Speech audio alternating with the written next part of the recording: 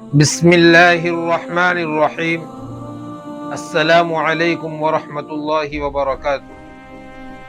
آج کی ویڈیو میں ایک اہم سوال ہے۔ ویڈیو شروع کرنے سے پہلے میری آپ سے یہ گزارش ہے کہ اگر آپ اس چینل پر نئے ہو، پہلی بار ویڈیو دیکھ رہے ہو، تو ہماری چینل کو سبسکرائب ضرور کریں۔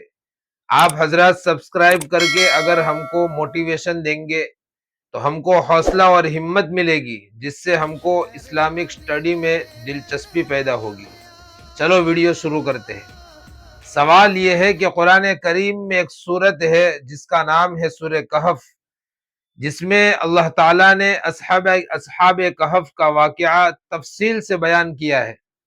تو ان اصحاب کہف کے نام کیا ہے اور ان کی تعداد کتنی تھی؟ آپ کے پاس 10 سیکنڈ کا وقت ہے، اگر کسی کو معلوم ہے تو جلدی سے کامنٹ میں لکھے۔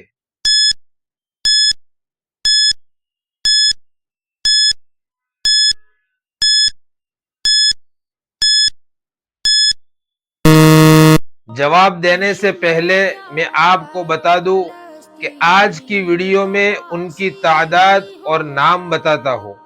اگر آپ کی طرف سے اس ویڈیو کا رسپانس ملا تو نیکسٹ ویڈیو میں اصحاب کہف کے ناموں کے فوائد بھی بیان کروں گا انشاءاللہ، کہ ان ناموں کے ذریعے ہم کیسے دنیا میں آنے والی پریشانیوں کا علاج کر سکتے ہیں۔ ان کی تعداد ہے 7۔ مختلف اقوال ہے۔ سورہ کہف میں اس کا تذکرہ ہے، پارہ نمبر 15 سورہ کہف میں آپ دیکھ سکتے ہیں اس کی تفسیر کو۔